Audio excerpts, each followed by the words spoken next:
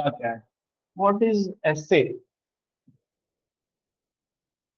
What do you understand by the word of essay या निबंध? Literary meaning ही इसका मुझे बताओ। सर अपने विचारों को प्रकट करना। अच्छा, बंधन रहित। बंधन रहित, बहुत बढ़िया। निबंध, ठीक है। नी माने जहां पर जो चीज ना हो, नी माने नकारात्मक यानी अनुपस्थित, और बंधन माने किसी भी तरीके का बंधन, है ना। तो इसका मतलब हुआ, लिटरेरी मीनिंग हुआ बंधन रहित। ये हिंदी में इसका मतलब है। शैली जी, एस्से का मतलब क्या है आप बताइए। What is the literary meaning of essay? Is this word is, if this is an English word or the word of other language?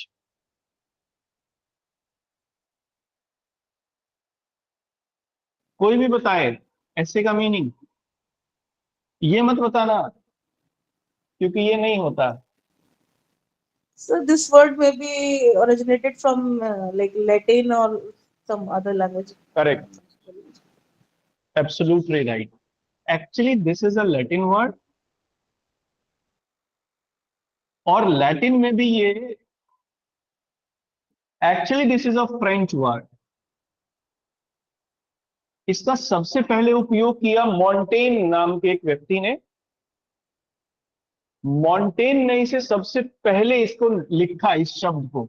Actually मॉन्टेन ने कुछ लिखा, और जो लिखा वो सब नया था। समझेंगे वो कैसे नया था। तो जो नया उन्होंने लिखा, जो नई विधा उन्होंने लिखी, नया फॉर्म ऑफ राइटिंग उन्होंने जब एक्वायर की या डिस्कवर की, उन्होंने उसका नाम एस्से लिखा, रखा। इसका मतलब होता है एस्से का प्रयोग या एक्सपेरिमेंट्स। क्योंकि ये नया प्रयोग था, आंसर नया प्रयोग था लेखन की विधाओं के साथ। जैसे अब तक क्या था, देखो मॉन्टेन हुए पुनर्जागरण के समय में, रेनेसा पीरियड के ये व्यक्ति हैं, जब यूरोप में रेनेसा हो रहा था, और उस समय हर चीज में एक नएपन की शुरुआत थी। तो लेखन में भी एक नई शैली की शुरुआत हुई, जिसे हम लोगों ने ऐसे कहा। जैसे अब तक क्या था वहां पे, या अब तक साहित्य में, लिटरेचर में दो तरीके की चीजें थी। लिटरेचर दो तरीके का था, एक गद्य और एक पद, प्रोज और पोएट्री फॉर्म में। और प्रोज और पोएट्री फॉर्म में भी क्या थी, कविताएं थी, मान लीजिए। या तो ये फॉर्म था, या फिर नाटक था कोई, या फिर उपन्यास था कोई, या फिर कोई कहानी थी। इन सब में क्या कॉमन बात है कि इस सब में एक आधार है। एक आधार को बनाकर हम लोग अपने विचारों को उसके इर्द गिर्द घुमाते हैं। जैसे मान लीजिए राम की कहानी है, ये कोई कहानी लिखनी है, तो कहानी में कोई केंद्रीय विचार तो होगा, सेंट्रल आइडिया तो होगा। कोई व्यक्ति हो, कोई स्थान हो, कोई घटना हो, उसके बारे में हमको बताना है। इन सब में नाटक भी वैसा ही है। नाटक में कहानी के साथ साथ अभिनय भी होता है, इसमें हम लोग अभिनय भी करते हैं। तो ये जो विधाएं थी, ये यूरोप में अब से पहले चल रही थी। लेकिन ऐसे जो मॉन्टेन ने जिसको शुरू किया, जिस राइटिंग कॉन्सेप्ट को, वो इन सबसे बिल्कुल अलग थी। क्या नयापन था इसमें? ध्यान से समझना इन बातों को, क्योंकि ये आधार तय करेंगी आपके ऐसे लिखने का। बिल्कुल जड़ से पकड़ा है उसको, मॉन्टेन से ही, जहां से, जिन्होंने सबसे पहले दुनिया का ऐसे लिखा। ये क्या अलग था? अलग ये था जहां इन सब में एक केंद्रीय विचार होता है, एक केंद्रीय व्यक्ति होता है, एक सेंट्रल पर्सोना होता है। चाहे कोई स्थान हो, कोई कहानी हो, कुछ भी हो। जैसे उपन्यास है कोई, तो आप उपन्यास एक केंद्रीय विचार के इर्द गिर्द रखेंगे, उसी के चारों ओर आप अपनी बातों को कहेंगे। ताने बाने को बुनेंगे। तो जो पढ़ने वाला है, जो आपका जो भी राइटिंग करने वाला, सॉरी, लर्न करने वाला है या रीड करने वाला है, उसका ध्यान बिल्कुल वहीं बधा रहेगा, उत्सुकता उसमें बनी रहेगी जानने की कि आगे क्या होगा, आगे क्या होगा, आगे क्या होगा। और इस तरीके से कहानी में एक ताल लय होगा। इन सब में वैसा ही है, कविता में भी वैसा ही होता है, लेकिन ऐसे में ऐसा कुछ नहीं था। इन्होंने क्या किया, जब इन्होंने सबसे पहले लिखा तो इसको इन्होंने मुक्त रूप से लिखा। मुक्त रूप माने बाई सेली माइंड, जहां किसी तरीके का कोई बंधन नहीं था। जैसे मान लीजिए गांव है, विलेज के ऊपर लिखना है, तो विलेज के ऊपर एक तो यह है कि कितने लोग हैं, क्या करते हैं, क्या रहते हैं, कितनी बाउंड्री है, ये सब that is a general perspective. लेकिन विलेज की एक प्रॉपर कॉन्सेप्ट, और वो कहां से शुरू होती है, कहां चली जाती है, इसमें किसी तरीके का कोई बंधन ना हो, तो ऐसी विधा को उन्होंने ऐसे कहा। इसलिए कविताएं और कहानी, नाटक, इनमें तो किसी केंद्रीय अभिव्यक्ति इसमें तो कोई होती है, लेकिन ऐसे में कोई सेंट्रल आइडिया आपको नहीं मिलेगा। मतलब सेंट्रल आइडिया माने कि कोई केंद्रीय अभिव्यक्ति नहीं मिलेगी, ये उन्मुक्त रूप से लिखा जा सकता है, फ्रीली लिखा जा सकता है, ये आपके ऊपर डिपेंड है। इसलिए इसमें जो सबसे इंपॉर्टेंट व्यक्ति होता है वो होता है लिखने वाला व्यक्ति, स्वयं इसमें सबसे इंपॉर्टेंट होता है। उदाहरण देके इस बात को समझो। मान लीजिए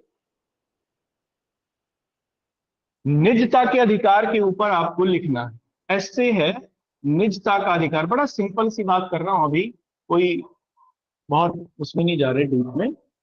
राइट टू प्राइवेसी, ठीक है। अब देखो, क्या मुझे बताओ ये कोई कहानी है? राइट टू प्राइवेसी के ऊपर अगर आप लिखोगे कुछ, तो क्या ये कहानी के फॉर्म में होगा? कहानी तो आपने पढ़ी होगी। कहानी नहीं सर, ये तो मतलब लीगल डेवलपमेंट है तो। हाँ, अब केवल इतना मुझे समझाओ कि निजता के अधिकार के ऊपर जब आप कुछ लिखोगे, तो क्या ये कहानी की फॉर्म में होगा? बिल्कुल नहीं होगा। नहीं। क्या ये कोई कविता होगी? क्या ये कोई नाटक होगा? ये क्या होगा? अब देखो, आप इसमें कुछ सोच रहे होगे, है ना। क्लास में 81 लोग हैं, क्या निजता के अधिकार के ऊपर 81 लोग 81 तरीके से ही नहीं लिख सकते हैं? क्या सबका मैच होगा? सबका अलग अलग होगा? हाँ या ना बताओ। क्योंकि इसके ऊपर सोचने का तरीका और लिखने का तरीका सबका अलग अलग होगा। Is that right? Yes sir. इसलिए यस सर। इसी क्यों ऐसा होगा? इसलिए होगा क्योंकि निबंध मुक्त रूप से लिखे जाने वाली विधा है। It is the concept in which we use our mind very openly, very elaborately. जैसे कोई क्या लिखेगा, कोई इसकी शुरुआत किसी कहानी से कर सकता है, आगे सब करेंगे, इस पर चर्चा करेंगे खूब इलाबोरेटली। सबसे पहले मैं समझाना ही चाहता हूं ये होता क्या है, क्योंकि लोगों को यही नहीं पता है कि ऐसे होता क्या है, तो लिखेंगे फिर क्या, जब यही नहीं जानकारी है ना, जब जड़ ही नहीं पता है तो लिखेंगे क्या। तो इसको इसको थोड़ा सा समझना है ना। मान लो इसे कोई कहानी से शुरू कर सकता है कि आपने आपके आपके जीवन में कोई ऐसी घटना घटी जब राइट टू प्राइवेसी ब्रीच हुआ, आप उस कहानी से शुरू कर सकते हैं। कोई कहानी से कर सकता है। कोई क्या कर सकता है, कोई, ये दो शब्द हैं इसमें, एक निजता और एक अधिकार, यानी प्राइवेसी और राइट, तो दोनों की डेफिनेशन से भी शुरू कर सकता है, प्राइवेसी क्या है और राइट क्या होते हैं। या कोई व्यक्ति क्या कर सकता है कि इसमें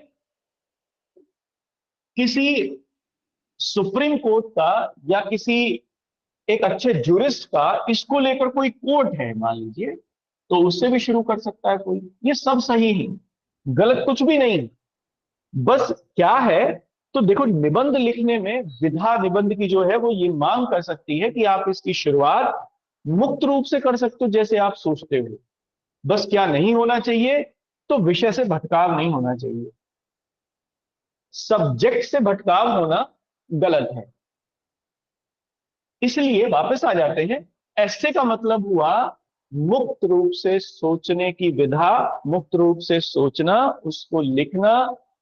आप जो सोचते हो, जो लिखते हो, वो बिल्कुल गलत नहीं है, वो बिल्कुल सही होता है, बशर्ते कि वो टॉपिक से जुड़ा हुआ हो। इसको अच्छे लिखने के अलग अलग तरीके हो सकते हैं, उनके ऊपर हम लोग आगे चर्चा करेंगे। तो सबसे पहले फ्रांस के एक व्यक्ति थे, यही मॉन्टेन, जिन्होंने एस्से को लेकर बात की। लेकिन देखो, जब मॉन्टेन ने अपने एस्से लिखे तो इनके एस्से भावना प्रधान ज्यादा होते थे। इनके एस्से भावना प्रधान थे, इसमें इमोशंस बहुत था उनकी बातों में। तो सबसे पहले जैसे मॉन्टेन हुए, या इसके बाद एक और थे doctor Samuel, doctor Samuel Johnson उनका नाम था। ये सैमुअल जॉनसन थे। इन्होंने भी इसकी परिभाषा भी दी ऐसे की। इन्होंने भी यही कहा कि ये उन्मुक्त रूप से सोचने की विधा है, मनमौजी उक्तियों की अभिव्यक्ति है। मतलब आप जिस तरीके से सोच सकते हो, जिस तरीके से लिख सकते हो, ये सब ऐसे हैं। अब मैं अपनी मन मर्जी कर रहा हूं, मन मर्जी तरीके से सोच रहा हूं, लिख रहा हूं, तो इसमें क्या है, इसमें भावनाएं प्रधान है। इसलिए अब तक जो ऐसे था, चाहे मॉन्टेन ने उसके बारे में कुछ कहा या डॉक्टर सैमुअलसन ने कहा, उन्होंने कहा ये भावना प्रधान होता है। इसका मतलब आप जो सोचते हो, जो कहते हो, लिख सकते हो, कोई प्रॉब्लम नहीं है। इसीलिए मैंने कहा, मान लीजिए जैसे एग्जाम्पल, निजता का अधिकार ही था, है ना, उसी टॉपिक की बात करते हैं। मान लीजिए आपकी लाइफ में कोई ऐसी घटना घटी जिसमें निजता के अधिकार का उल्लंघन हुआ हो, तो क्या वो आराम से लिखी नहीं जा सकती है? वो लिखी जा सकती है घटना आपके ऐसे में। क्यों लिखी जा सकती है? क्योंकि ऐसे भावना प्रधान भी होता है, और वो जो घटनाएं हैं जो आपके जीवन में घटती है, वो हमेशा आप इसलिए याद रखते हो क्योंकि उससे आपके इमोशंस अटैच होते हैं। इसलिए जब भी कोई घटना आप ऐसे में लिखोगे या कोई अभिव्यक्ति ऐसे में लिखोगे, दैट वुड बी भावना प्रधान या फुल ऑफ सेंटिमेंट्स। तो एक हिस्सा तो ऐसे का ये होता है कि ये भावना प्रधान होता है, इसको लिखा जा सकता है भावनाओं के अंतर्गत भी, किसी कहानी से, कोई उक्ति से। लेकिन बाद में एक व्यक्ति हुए फ्रांसिस बेकन, आपने इनका भी नाम सुना होगा। इन्होंने ऐसे को एक गंभीर चिंतन का विषय बताया है। इन्होंने कहा कि जो ऐसे होता है वो एक सीरियस थॉटफुल कॉन्सेप्ट होती है, इसमें विचार जो है ये गंभीर चिंतन का विषय है, इसलिए इसमें गंभीर चिंतन का विषय है, तो ये विचार प्रधान होता है, इन्होंने कहा। ठीक है। अब ऐसे के दो भाग हो गए, एक भावना प्रधान और एक विचार प्रधान। ठीक है, जिसमें हम लोग अपने आइडियाज को लेकर, उनको अपने आइडियाज के से विचार करते हैं किसी चीज के बारे में और फिर उनको लिखते हैं। जैसे एक एग्जांपल से समझते हैं, सब चीजें को उदाहरण से समझते जाएंगे तो समझ में आएंगी। जैसे एक उदाहरण है,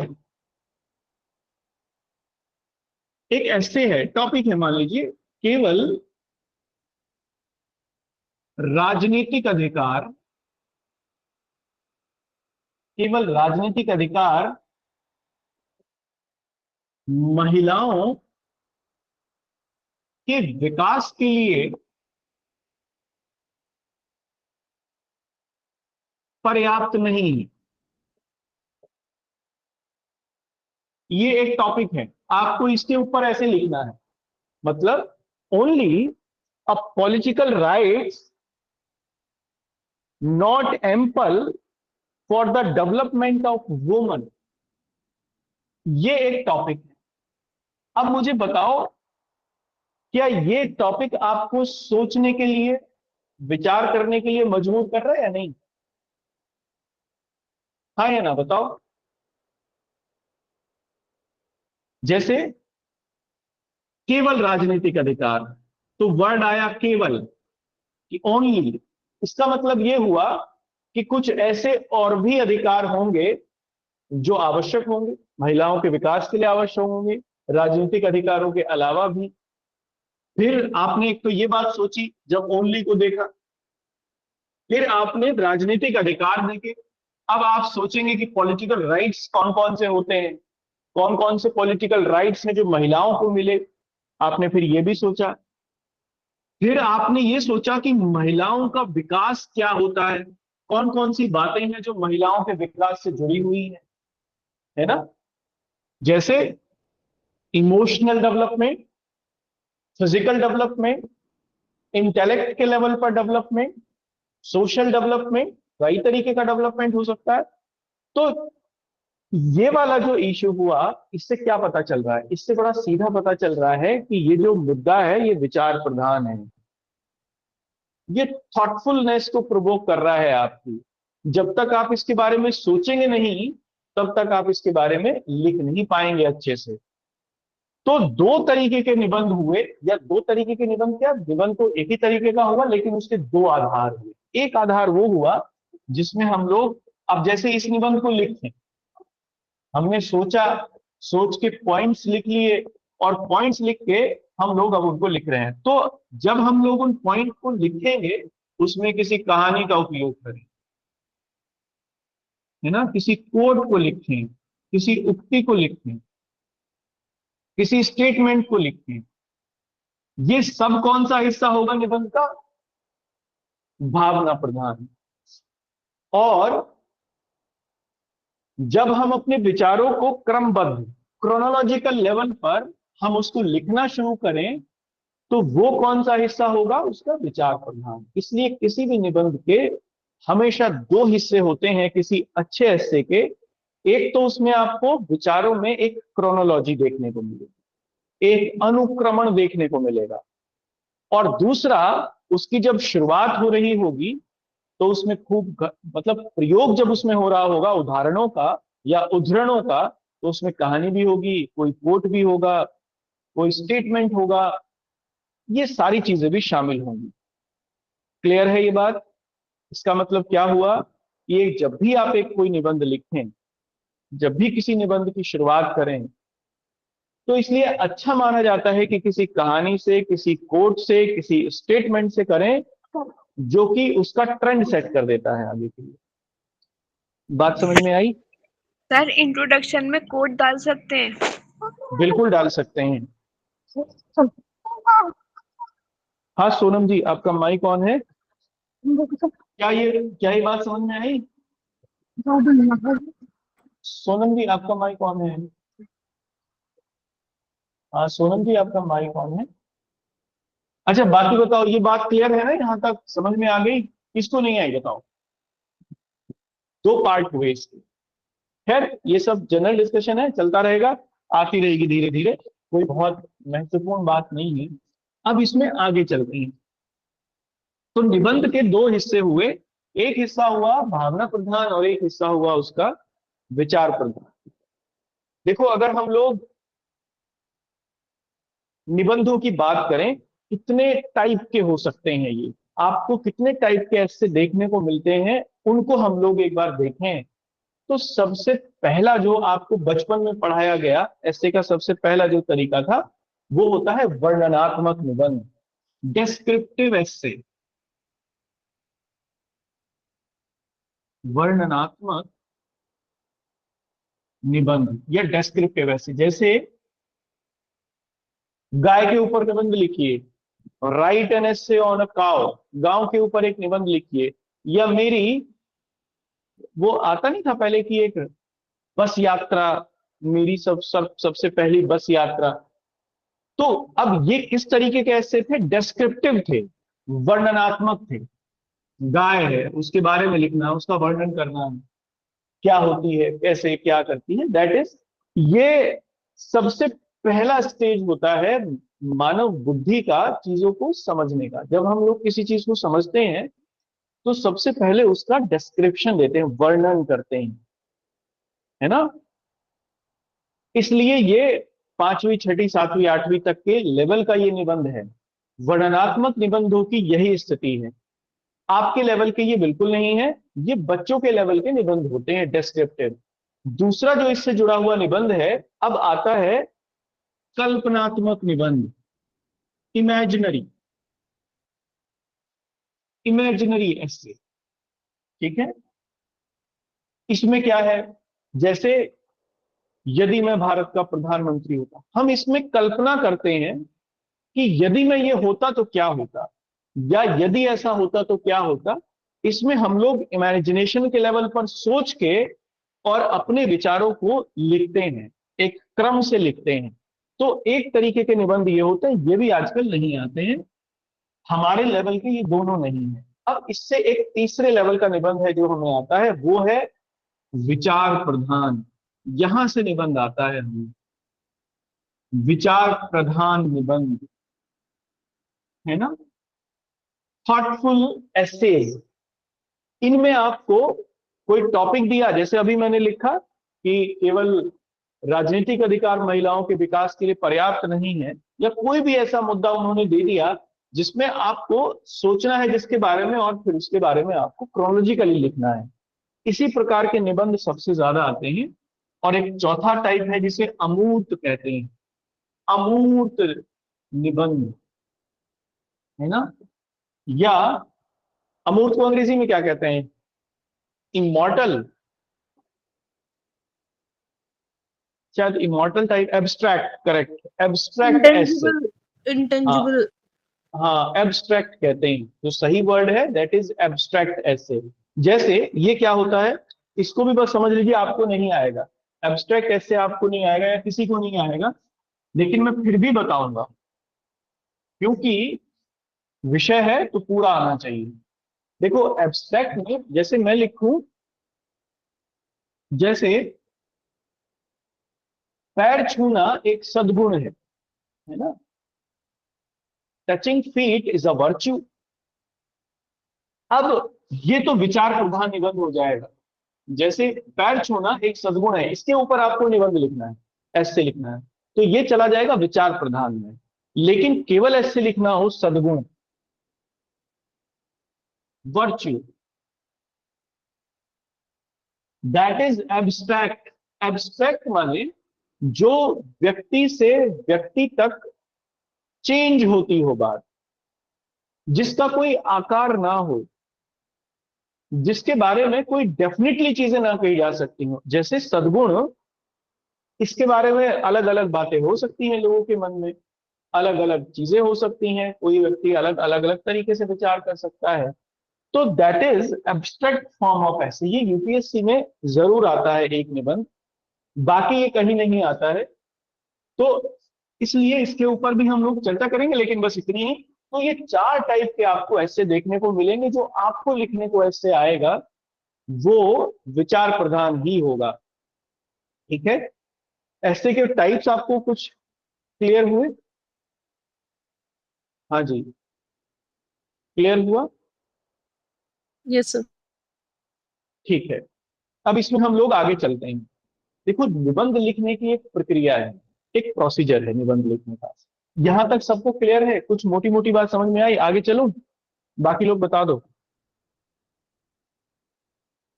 चलो आगे चलते हैं। देखो निबंध लिखने की एक प्रक्रिया है, इसे हम लोग निबंध लेखन शैली कहते हैं। किसी भी अच्छे निबंध को लिखने में के लगभग 6 चरण होते हैं। 7वां भी होता है, लेकिन मैं 6 की बात करूंगा, 7वां अपने आप आपको आ जाएगा। 6 स्टेप होते हैं, इनको फॉलो करना चाहिए। सबसे पहले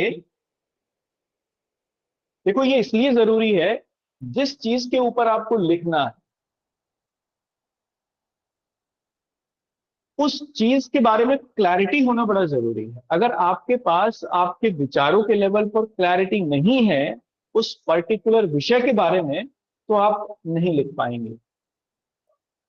इसलिए हमेशा जब भी आप कोई ऐसे लिखने के लिए चुने, तो ऐसा ऐसे लिखने के लिए चुने जिसमें आपके पास आपके आइडियाज को लेकर क्लैरिटी हो, कंटेंट आपके पास जिसको लेकर हो और उस कंटेंट के ऊपर सोचा जा सकता हो, आपका एप्टीट्यूड ऐसा है कि वो सोचा जा सकता हो। जैसे मान लीजिए किसी लीगल इशू के ऊपर ऐसे आया और एक ऐसे है कोई इकोनॉमिक इशू के ऊपर, तो चूंकि आप लॉ स्टूडेंट हैं तो ये बड़ा आसान है आपके लिए कि आप लीगल इशू को आप चूज करें और उसके ऊपर ऐसे लिखें। मान लीजिए आप एग्जीक्यूटिव के स्टूडेंट हैं तो बहुत अच्छा है कि आप इकोनॉमिक इशू के ऊपर लिखें क्योंकि आपके पास आपने वो पढ़ा है। इसलिए एक कंडीशन भी है, ऐसे वही अच्छा लिख सकते हैं जिनकी जीएस अच्छी है, जिनकी जनरल अंडरस्टैंडिंग टॉपिक्स के बारे में बड़ी ठीक ठाक है, वो बड़े आसानी से लिख लेते हैं क्योंकि उनके पास में आइडियाज होते हैं। जैसे मान लीजिए अगर आप लॉ पढ़ रहे हैं तो लीगल इश्यूज के ऊपर बहुत अच्छा लिख सकते हैं क्योंकि आपके पास आइडियाज है। ऐसे ही बाकी विषयों के ऊपर भी। तो सबसे पहला लेकिन निबंध लिखने में वही चीज है कि आप विषय को, इसका अर्थ सही समझें, यानी विषय का सही अर्थ समझें। ठीक है, ये सबसे पहला है। जैसे मैं एग्जांपल आपको दूं,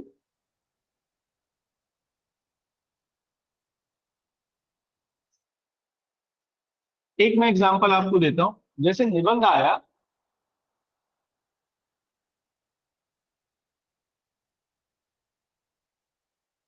समलैंगिक विवाहों के लिए, समलैंगिक विवाहों की मान्यता के लिए विधिक एवं या विधिक एवं सामाजिक सरोकार दोनों आवश्यक है। ये निबंध है। ठीक है, विधिक एवं सामाजिक सरोकार दोनों चाहिए, यानी लीगल प्रोटेक्शन भी हो सेम सेक्स मैरिज के लिए, और दूसरा वो सोसाइटी भी एक्सेप्ट करती हो। जब तक दोनों साथ साथ नहीं होंगे सेम सेक्स मैरिज सक्सेसफुल नहीं होगी। टॉपिक समझ में आया? क्लियर है? मैंने ऐसे ही लिख दिया रैंडमली। अब इसमें देखते हैं कि इसमें विषय की समझ क्या मांग करती है। ये जो मैंने लिखा है, how to understand the topic, देखो ये कह रहा है समलैंगिक विवाहों की मान्यता के लिए विधिक और सामाजिक दोनों सरोकार आवश्यक हैं। इसका मतलब दोनों साथ साथ होने चाहिए। इसका मतलब आपको जो अपने आइडियाज हैं, एग्जामिनर आपसे ये मांग करता है कि अपने आइडियाज को आप दोनों को एक साथ लेकर चलें, इस तरीके से अपने आइडियाज को रखें। जैसे आप ये भी बताएं कि विधिक सरोकार क्यों जरूरी है, और ये भी बताएं कि सामाजिक सरोकार क्यों जरूरी है। दोनों को आप बताएं। पता चला, क्योंकि दोनों की आवश्यकता, वो ये कह रहा है, पता चला आपने केवल विधिक सरोकार लिख दिए, सामाजिक सरोकारों को आपने छुआ भी नहीं, या सामाजिक सरोकारों के बारे में आपने बात नहीं की, या सोशल कंसर्न आपने लिख दिए, लीगल कंसर्न आपने ये लीगल पॉइंट उसका नहीं लिखा, तो विषय अधूरा रह गया। ये जो शब्द है ना दोनों, ये इसमें कनेक्टिंग वर्ड है जो आपको ये बता रहा है कि इस निबंध की मांग क्या है, what is the demand of this subject. ठीक है, ये डिमांड ऑफ दिस एसे। तो जब तक आप इसको ठीक से पढ़ेंगे नहीं तब तक आप इसकी डिमांड को नहीं समझेंगे। जैसे देखो ये तो थोड़ा बड़ा है, ऐसे ऐसे जो डिमांड समझने की बात है वो केवल बड़े एस्से में आपको देखने को मिलेगी। छोटे एस्से में जैसे नॉर्मली आपको आते हैं, कोई बोलो, कोई ऐसे बोलो, कोई टॉपिक बोलो जिसने कभी कुछ पढ़ा हो, मैं Sir, उसको बता देता हूँ। what are the challenges faced by civil servants today? कोई लीगल बताओ, इसको भी मैं बता दूंगा अभी, लेकिन ये तुम्हारा लीगल नहीं, एग्जीक्यूटिव है, तो इसको रुको अभी। मुझे लीगल वाला बताओ कोई, क्योंकि ज्यादा स्टूडेंट्स लीगल के हैं, अभी बता दूंगा इसे भी आपके वाले को। कोई लीगल ऐसे ढूंढ के बताओ, लंबा सा हो जिसमें, यूनिफॉर्म यूनिफॉर्म सिविल कोड। तो बड़ा छोटा सा है। चलो इसको बता देता हूं, है ना, UCC, इतना लिख लूं काम चल जाएगा। अब देखो इसमें विषय के समझने को इसमें वैसे तो कुछ है ही नहीं, क्योंकि केवल यूनिफॉर्म सिविल कोड के बारे में बात हो रही है। लेकिन फिर भी आपको क्या समझना है इसमें, व्हाट इज यूनिफॉर्म,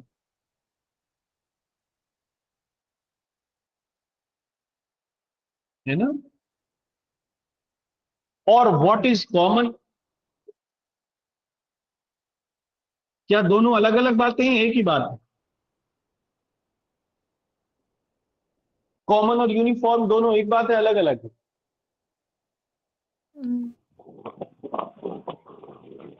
सर अलग। दोनों अलग अलग बातें हैं। अब ऐसे क्या लिखवाया जा रहा है आपसे, यूनिफॉर्म पर, कॉमन पर नहीं। इंडियन कॉन्स्टिट्यूशन में भी यूनिफॉर्म की बात है, कॉमन की नहीं है। तो एक तो आपको विषय की समझ जब आप विकसित कर रहे हैं, अपनी दिमाग को लगाएंगे, सबसे पहला काम है कि आप डायमेंशंस को एनालिसिस करें। तो मैंने क्या किया, सबसे पहले तो मैंने यही समझा कि यूनिफॉर्म और कॉमन दो अलग अलग बातें हैं, एक ही है, मुझे पता चला दो अलग अलग बातें हैं, तो मैंने दोनों को अलग अलग लिख लिया। अब मैं जब ऐसे लिखूंगा तो इसे परिभाषित करूंगा, जिससे एग्जामिनर को ये पता चले कि जो एग्जामिनी है वो ये जानता है कि व्हाट इज यूनिफॉर्म और व्हाट इज कॉमन। यहां से आगे का ट्रेंड सेट होगा। अब उसके बाद सिविल, सिविल क्या है, ठीक है, कोड के वो परिभाषित करने की कोई ज्यादा आवश्यकता नहीं है। सिविल से मतलब क्या है आपका, क्योंकि आप लॉ के स्टूडेंट हो और सिविल की परिभाषा आप बहुत अच्छे से दे सकते हो, तो आप इन दोनों को आपको समझना पड़ेगा। अब ये यूसीसी का अर्थ समझ में आ गया आपको कि ये क्या है, यूनिफॉर्म सिविल कोड क्या है, ये अर्थ समझ में आ गया। क्लियर हुआ या नहीं हुआ बताओ।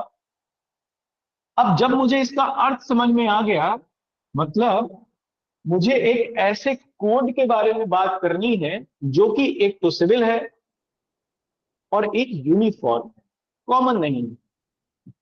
अब आगे फिर मैं इसको इलाबोरेट कर सकता हूं, है ना, ये अगले स्टेप में हम लोग देखेंगे।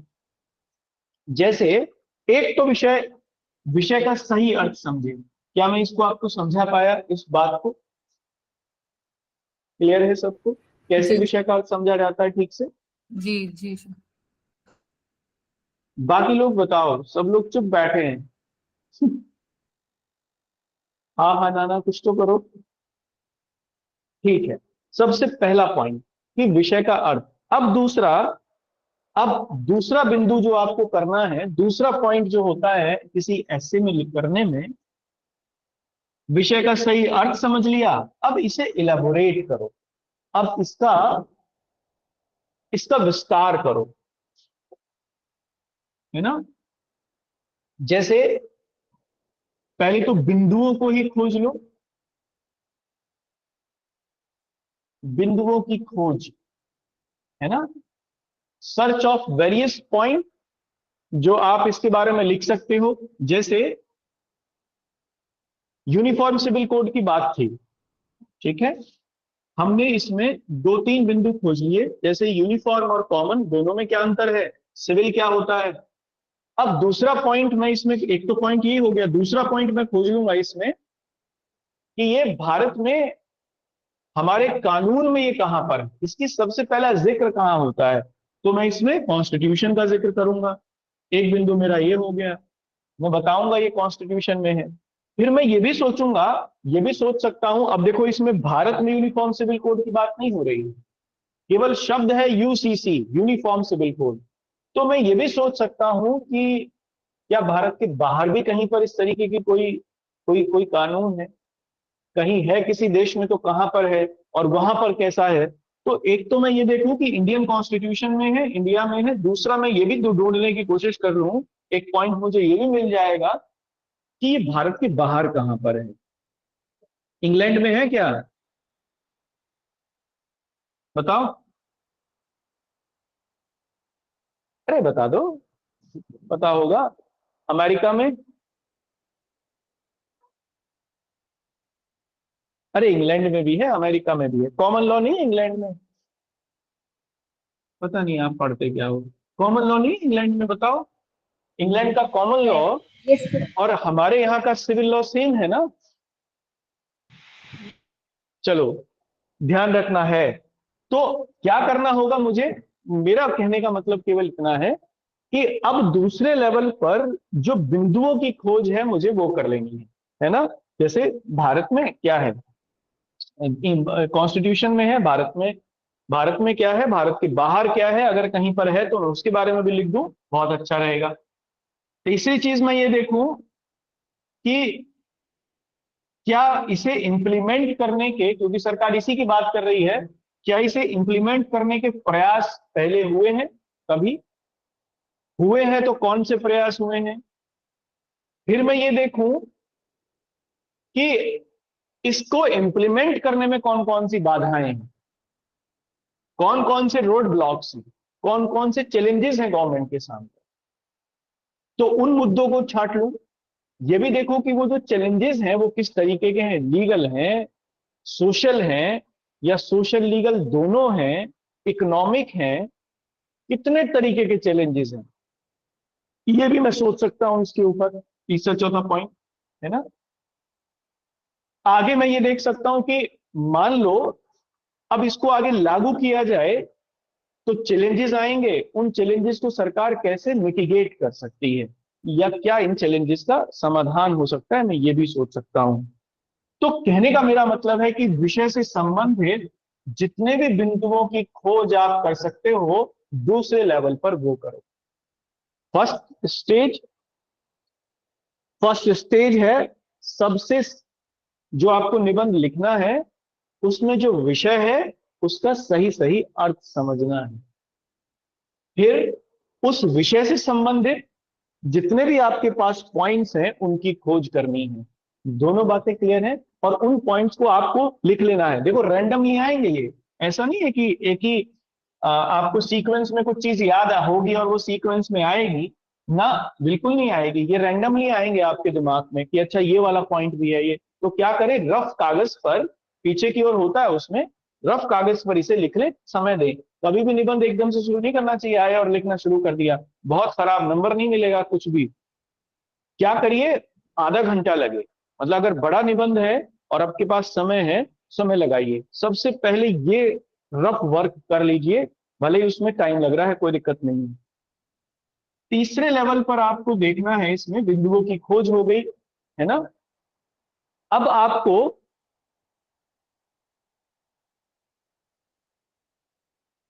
जो लिखना शुरू करना है निबंध को, है ना, विषय वस्तु उसकी जो मेन बॉडी है, सबसे पहले भूमिका लिखना है। निबंध की आपने बिंदुओं की खोज कर ली, एक रूपरेखा बना लीजिए। रूपरेखा बनाने का मतलब ये होता है कि जो आपके पॉइंट्स आए वो रेंडमली आपके सामने आए, उनको एक क्रोनोलॉजिकल ऑर्डर में लगा लीजिए कि पहले ये है। जैसे मैं पहले ये बताऊंगा कि भाई भारत में यूनिफॉर्म सिविल कोड क्या है, पहले मैं बताऊंगा यूनिफॉर्म का मतलब क्या है, फिर कॉमन का मतलब क्या है, फिर बताऊंगा भारत में कहाँ है, सबसे पहले इसका जिक्र, फिर बताऊंगा कि भारत के साथ साथ किसी और देश में क्या है। तो that is a chronological order, इसी को कहते हैं रूपरेखा बनाना। क्लियर है? तीनों बिंदु क्लियर हुए? सबसे पहले विषय को समझ लो, बिंदुओं की खोज कर लो, तीसरे लेवल पर एक उसकी रूपरेखा बना लो, एक क्रोनोलॉजी सेट कर लो जो भी आपने सोचा है। अब चौथे लेवल पर बात आती है फिर भूमिका लिखने की, यहां से शुरू होता है लेखन, भूमिका लिखना। ठीक है, अब समझाऊंगा ये सब कैसे लिखा जाता है, क्या रूपरेखा बनती है, क्या ये बताऊंगा मैं। अभी अभी केवल मैं बता रहा हूं कि क्या करना है, कैसे करना है ये नहीं बता रहा, ये मैं बताऊंगा आपको बाद में, है ना। तो भूमिका लिखना है, सबसे पहले भूमिका लिखने की शुरुआत होती है, यानी बैकग्राउंड। अब देखो बैकग्राउंड लिखते हुए, जैसे मैंने बताया कि बैकग्राउंड, देखो कोई भी ना, हमेशा याद रखना, कोई भी व्यक्ति आपकी कॉपी पढ़ने में बिल्कुल इंटरेस्टेड नहीं होगा। जो एग्जामिनर है वो पढ़ना ही नहीं चाहता आपका निबंध, आपको तो उसे पढ़वाना है, उसे इंटरेस्टेड बनाना है, जिससे एग्जामिनर का उसमें इंटरेस्ट जगे, जो आपने लिखा है उसको ये लगे। और इंटरेस्ट कब जगेगा? उसको ये लगे कि आपको आपसे कुछ उसे नया मिलने वाला है, आज वो कुछ नया सीखेगा आपसे, निबंध में आपको कुछ नई चीज देखने को मिलेगी, ऐसा उसके दिमाग में भाव आना चाहिए। इसलिए हमेशा भूमिका लिखते हुए इसे भावना प्रधान लिखना चाहिए। ये निबंध का वही एस्पेक्ट है जिसे मैं समझा रहा था आपको। ये भावना प्रधान भाग होता है। जैसे किसी कहानी से शुरू करिए, किसी कोट से शुरू करिए, किसी घटना से शुरू करिए, आपके जीवन की कोई घटना है उससे शुरू कर सकते हैं, किसी उद्धरण से शुरू कर सकते हैं, किसी कविता से शुरू कर सकते हैं, बिल्कुल उसी से शुरू करिए। अमूमन मैंने ये देखा है कि लोग क्या गलती करते हैं भूमिका लिखने में, वो निबंध का सारांश लिख देते हैं भूमिका में, समरी लिख देते हैं कि उन्हें आगे क्या लिखना है निबंध में, उसी को शॉर्ट फॉर्म में भूमिका में लिख दिया, बैकग्राउंड में लिख दिया। ये सबसे गलत होता है। कारण उसका ये है कि एग्जामिनर को भूमिका में ही पता चल गया कि अब आप आगे क्या लिखने वाले हैं, तो वो फिर क्यों आपकी सारी कहानी पढ़ेगा, क्यों आपका वो 2-3 पेज में अपना टाइम वेस्ट करेगा? वो तो वही समझ के उसको और उसने वही नंबर दे देने हैं। कोशिश आपको ये करनी है कि वो पूरा आगे तक पढ़े आपके ऐसे को, जिससे उसका इंटरेस्ट जगे, कुछ अच्छे पॉइंट्स उसको देखने को मिले आपके निबंध में, और वो फिर अच्छे पॉइंट्स के आधार पर आपको मार्क करे। तो इसलिए भूमिका लिखना एक आर्ट है, और ये आर्ट ये है कि कभी नहीं करना चाहिए कि समरी लिख दी हमने, इसको भावना प्रधान बनाने का प्रयास करना चाहिए। अच्छा, ये भूमिका कितने वर्ड्स में होनी चाहिए, एक ये भी सवाल आता है, अमूमन पूछते हैं लोग। तो भूमिका 10% शब्दों में होती है। मान लो 500 शब्द में आपको निबंध लिखना है, तो आपको भूमिका 50 शब्दों में पूरी कर देनी है, यानी एक पैराग्राफ में, इससे ज्यादा नहीं। इससे ज्यादा अगर ये है, ये निबंध लिखने का स्ट्रक्चर है, इस स्ट्रक्चर को भी समझना है। हमेशा भूमिका 50 शब्द और निष्कर्ष भी 50 शब्द, ये दोनों निष्कर्ष और भूमिका 50-50 शब्दों में लिखे जाते हैं। मेन बॉडी में 50 शब्दों में, मतलब 10-10% में। अब जितने भी वर्ड हैं आपके पास, उसके 10% में भूमिका होगी और 10% में निष्कर्ष होगा, कंक्लूजन होगा। बाकी का 80% जो पार्ट है वो मेन बॉडी में आपको लेकर आना है। ये एक ट्रेंड है, ये एक निबंध लिखने का एक प्रोसीजर है। मतलब आप इसे ना एक लीगल प्रोसीजर भी समझ सकते हैं। हालांकि एग्जामिनर चेक नहीं करते कि कितने शब्द हैं या क्या है, लेकिन जब वो निबंध को आपको पढ़ते हैं तो उसी समय इस चीज को वो ध्यान में रखते हैं कि हाँ, आपने इस ट्रेंड को फुलफिल किया है या इस कंडीशन को फुलफिल किया है या नहीं किया है। तो ये आप इसमें करेंगे। तो एक हुआ भूमिका लिखना। अब आपने भूमिका लिख दी, मैं लिखना बताऊंगा, ये अभी तो मैं केवल समझा रहा हूं कि क्या क्या है। अब एक इसमें 5वां बिंदु आया, मुख्य जो बॉडी है, मेन बॉडी है ना, जो विषय वस्तु है जिसे हम लोग कहते हैं, विषय वस्तु को लिखना। अब विषय वस्तु या मेन बॉडी कहां से आ रही है आपके पास? तो मेन बॉडी आपके पास आ रही है जो आपने पॉइंट्स इलाबोरेट किए थे, जो पॉइंट्स आपने खोजे थे, वहां से आपकी विषय वस्तु बन के आएगी। कि यहां थे ना, हमने बिंदुओं की खोज कर ली थी, क्रोनोलॉजिकल सीक्वेंस में लगा लिया था रूपरेखा से। बस कुछ मत करिए, यहां के पॉइंट्स को उठा के यहां लिखना शुरू कर दीजिए नंबर वाइज। इससे क्या होगा? अच्छा, जब आप लिखेंगे ना, तो कुछ तो आपको ये मदद करेंगे रूपरेखा के बिंदु, कुछ आपको उसी समय लिखते हुए कुछ कुछ चीजें याद आती रहेंगी। तो आप क्या करेंगे, उसी समय उसको लिखते चले जाएंगे क्रोनोलॉजी में। एक विषय वस्तु हो गई, और एक छठी चीज आती है अब निष्कर्ष, कंक्लूजन। देखो, निष्कर्ष में क्या होता है, निष्कर्ष लिखते हुए हमेशा एक बैलेंस होना चाहिए। मैं ये नहीं कहता कि बिना बैलेंस के भी निष्कर्ष लिखा जा सकता है, लिखा जा सकता है। जैसे बैलेंस क्या होना चाहिए, हमेशा कंक्लूड जब आप करें तो एक सकारात्मक पक्ष पर कंक्लूड करें, एक पॉजिटिव एस्पेक्ट पर कंक्लूड करें निबंध को। जैसे मान लो आपने लिखा यूसीसी के ऊपर, तो आप इसके लाभों को बताइए, ना कि इसकी होने वाली नुकसानों को आप पहले लिखिए, बल्कि या चुनौतियों को आप लिखिए, बल्कि लिखिए इसमें कि यूनिफॉर्म सिविल कोड अगर लागू होता है तो इसके सकारात्मक लाभ होंगे, क्या होगा ये आप अपने हिसाब से लिख सकते हैं।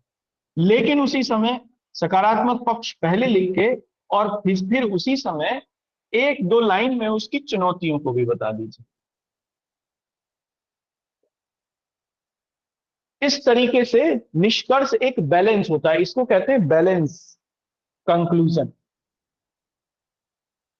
इसे और अच्छा बनाने के लिए आप क्या कर सकते हैं, इसी समय नीचे कोई कविता की कुछ लाइनें लिख दीजिए जो कि मैच करती हो विषय वस्तु से या आपके निष्कर्ष से मैच करती हो। कोई कोट लिख दीजिए, कोट लिख दीजिए। अब ये क्यों लिखना है आपको, देखो जब आप निष्कर्ष लिख रहे हो, सकारात्मक पक्ष और चुनौतियां, ये ये वाला जो एस्पेक्ट है ये विचार प्रधान एस्पेक्ट है। एग्जामिनर को तुरंत हिट करेगा कि देखो उसने निबंध की दोनों जो डिमांड है उसको पूरा किया है। निष्कर्ष में भी एक पक्ष विचार प्रधान रखा है और दूसरा भावना प्रधान रखा है। कविता, कोट, है ना, ये कोई उदाहरण, ये भावना प्रधान एस्पेक्ट है। तो वो तुरंत से समझेगा कि दोनों आपने लिखे हैं और वो खुश हो जाएगा, क्योंकि ये निबंध के अनएलिनेटेड पार्ट हैं। दोनों अलग नहीं हो सकते, ये दोनों साथ साथ चलते हैं। मॉन्टेन और फ्रांसिस बेकन, आपको दोनों को साथ लेके चलना पड़ेगा निबंध में। इसलिए ये निष्कर्ष हुआ, ये छठा हुआ। सातवां क्या है इसका, देखो हमेशा इतना समय जरूर रखना चाहिए कि जब आप निबंध लिख लें तो उसे एक बार पढ़ जरूर लें। सातवां भाव है इसका ये पढ़ने का, कि एक बार उसको जरूर पढ़ के देख लें कि आपने उसमें कोई पॉइंट छोड़ तो नहीं दिया, कुछ रह तो नहीं गया, कोई शब्द तो गलत नहीं लिख गया है। अगर या उसमें कोई और चीज आपको ऐड करनी है, अगर आपको ऐड करनी है और कहीं आपने जगह ऐसी दिख रही है कि कर सकते हैं तो आप कर सकते हैं। हाँ, भावना प्रधान में भावना प्रधान आ जाएगा ना। जैसे अब कोई कविता आपने लिख दी, कोई कोट आपने लिख दिया, तो ये भावनाओं की तरफ चला गया, है ना। जैसे यूनिफॉर्म सिविल कोड के ऊपर ही आप लिखें, जैसे यूनिफॉर्म इक्वालिटी की बात करता है, समानता की बात करता है, तो आप इसमें कोई भी उदाहरण लिख सकते हैं समानता को लेकर, समानता के अधिकार को लेकर, है ना। कोई कविता लिख सकते हैं समानता के अधिकार को लेकर, कुछ भी लिख सकते हैं नीचे की ओर। तो ये यूसीसी से जुड़ा हुआ होगा, उसके इसेंस से जुड़ा हुआ होगा, तो that would be considered a balanced essay. यहां तक की बात समझ में आई।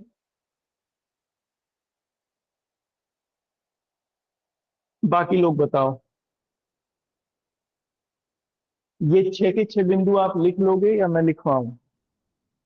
लिख लिया आपने? सर 0.5 एक बार। 0.5 है इसमें विषय वस्तु, और इसे अंग्रेजी में कहते हैं मेन बॉडी, और 6 है कंक्लूजन।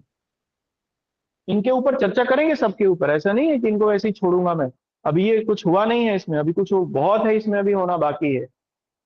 कुछ टेक्निक मैं ऐसी बताऊंगा जिसमें अपने आप बिंदु निकलते चले आएंगे, कुछ करने की जरूरत नहीं है, बस आप दिमाग को अपने को चलाते रहना इसे वहां, जब तक कि ये थक ना जाए।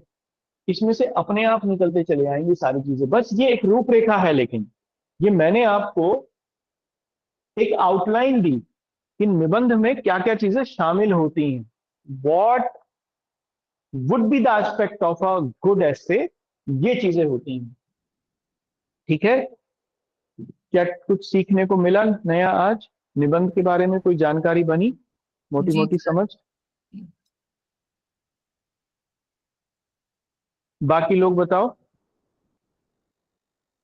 अब कुछ लिखने का मन कर सकता है, लिख सकते हैं कुछ थोड़ा बहुत।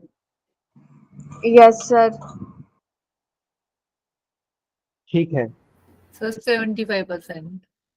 अभी नहीं, अभी तो कुछ भी नहीं हुआ इसमें। अभी तो मुझे आपको ये सब बताना है, विषय का सही अर्थ कैसे समझें इसके ऊपर भी चर्चा करनी है। बिंदुओं की खोज कैसे करें, इसका बड़ा शानदार ट्रिक मुझे देनी है आपको, सर जिसमें आप किसी भी विषय पर दे सकते हैं। हाँ मनाली जी।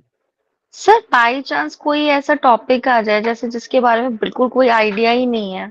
उसे मत लिखना, इसीलिए मैंने कहा ना, विषय का सही अर्थ समझना, इसीलिए निबंध को का चयन भी सही होना चाहिए। अगर आपने ऐसा पकड़ लिया कोई निबंध जिसमें आपको कुछ नहीं आता है उसके बारे में, तरीका उसका भी है लिखने का, लेकिन आप उसे पकड़ना मत, लेकिन पल्ले ही पड़ गया, कोई और तरीका ही नहीं है, कोई और मिल ही नहीं रहा है, तो उसको कल बताऊंगा मैं कैसे लिखते हैं। यहाँ पे बिंदुओं की खोज कैसे करें, ऐसे निबंध में जिसमें कुछ ना आता हो उसमें बिंदुओं की खोज कैसे करें। जैसे देखो, मैं आपको एक एग्जांपल दूं, मैं अभ्युदय में पढ़ाता था, और हो सकता है अभ्युदय के कुछ स्टूडेंट यहाँ भी हों, लेकिन अब ये इस साल के होंगे या पिछले साल के होंगे, ये बिल्कुल शुरुआत की बात है, शायद 2021 की। तो निबंध के ऊपर मैंने चर्चा की, बच्चों ने कहा, जो लोग जानते थे कि ये अच्छे निबंध लिख लेते हैं, तो बच्चों ने मुझसे कहा, तो मैंने निबंध के ऊपर लिखने की, अक्षय है शायद क्लास, और हाँ अक्षय है, लेकिन यूनिवर्सिटी की बात है ये, नहीं नहीं वहीं की है, मैं मेरठ कॉलेज की है। तो बच्चों ने मुझे, मैंने उनसे जब ये इन सब के ऊपर, निबंध के ऊपर चर्चा कर ली, तो मैंने यही सवाल, जैसे कि अब आपने किया कि क्या किया जाए जब ना हो, तो मैंने उन्हें यही बताया कि भाई खोजे जा सकते हैं, बिंदु खोजे जा सकते हैं। तो एक वहां पर एक लड़का था, मतलब कभी कभी ऐसे होते हैं ना लड़के थोड़े से ज्यादा, लड़के हमेशा ईगो वाले मिलते ही हैं, तो उसकी बेचारे की ईगो हर्ट हो रही होगी। तो उसने कहा सर आप किसी भी विषय पर लिख सकते हो, मैंने कहा लिख सकता हूँ किसी भी विषय पर। उसने कहा तो मैं आपको कल विषय दूंगा, आप निबंध लिख के दिखाना। मैंने कहा ठीक है, कल हम लोग, मैं आपका निबंध लिख दूंगा। अगले दिन मैं तो भूल गया, मुझे कोई ध्यान भी नहीं था। अगले दिन वो आया, और वो 8-10 लोग थे, कोई एक नहीं, वो 8-10 लोग थे, और ग्रुप में उन्होंने कहा सर निबंध लिखो। जब क्लास खत्म हो गई तो उन्होंने कहा सर निबंध लिखो। मैंने कहा ठीक है, कितने वर्ड्स में लिखना है? उन्होंने कहा सर निबंध लिखना है 1500 शब्दों में। मैंने कहा किस बिंदु पर लिखना है? उन्होंने कहा तू।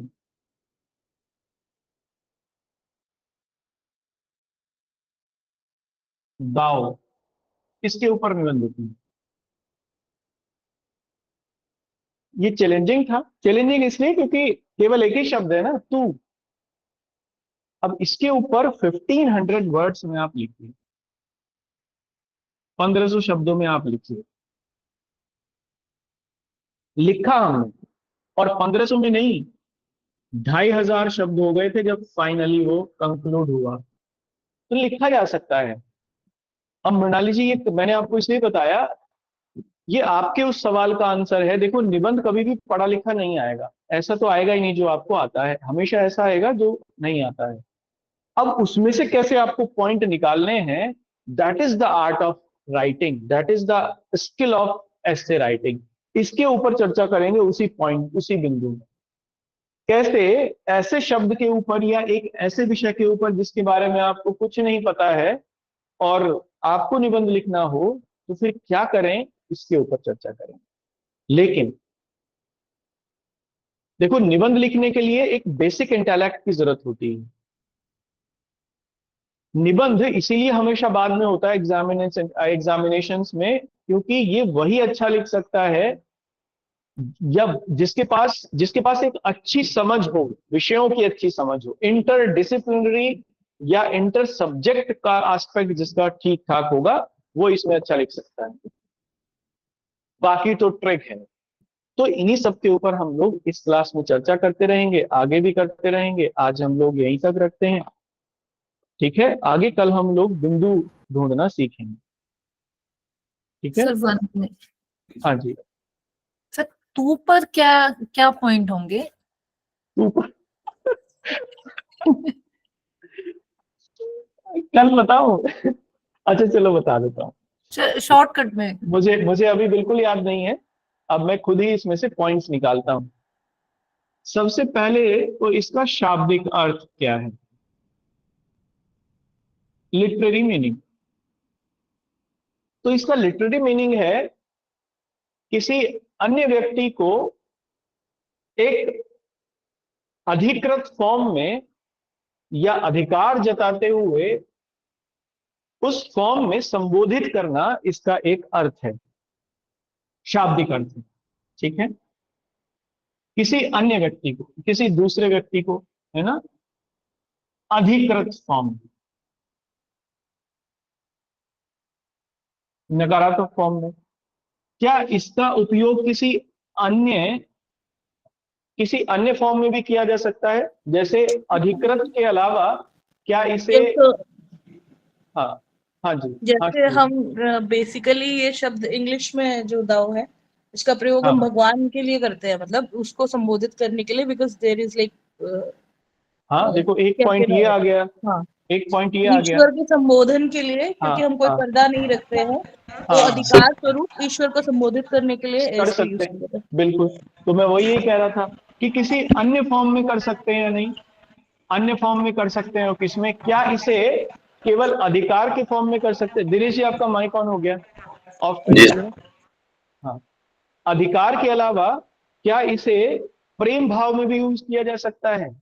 बिल्कुल किया जा सकता है ना। जैसे पिता और पुत्र के बीच में जो तू शब्द है वो प्रेम को भी बताता है, केवल अधिकृत को ही नहीं बताता है, अधिकार भाव को ही नहीं बताता है। या नकारात्मक फॉर्म में ही नहीं है, सकारात्मक फॉर्म में भी है। किस भाषा का शब्द है ये बताइए, है ना। हिंदी भाषा का है, या अरबी है, या फारसी है ना। किस भाषा का शब्द है, ये इसमें एक एक पॉइंट हुआ इसका। इसके अलावा आप ये बताइए कि हिंदी भाषा में किस बोली में इसका उपयोग किया जाता है? तो खड़ी बोली में इसका उपयोग किया जाता है। अब विशेष तौर पर खड़ी बोली कहाँ बोली जाती है, तो आप अब क्षेत्र भी बता सकते हैं। तो कहाँ? विशेष तौर पर पश्चिमी उत्तर प्रदेश में खड़ी बोली हम लोग यूज करते हैं। कौन इसके खड़ी बोली के सबसे इंपॉर्टेंट राइटर हुए, या कौन व्यक्ति थे जिन्होंने, कौन कौन राइटर थे जिन्होंने खड़ी बोली को सबसे ज्यादा आगे बढ़ाने का प्रयास किया, है ना। तो आप उसमें किसको लिख सकते हैं? मुंशी प्रेमचंद,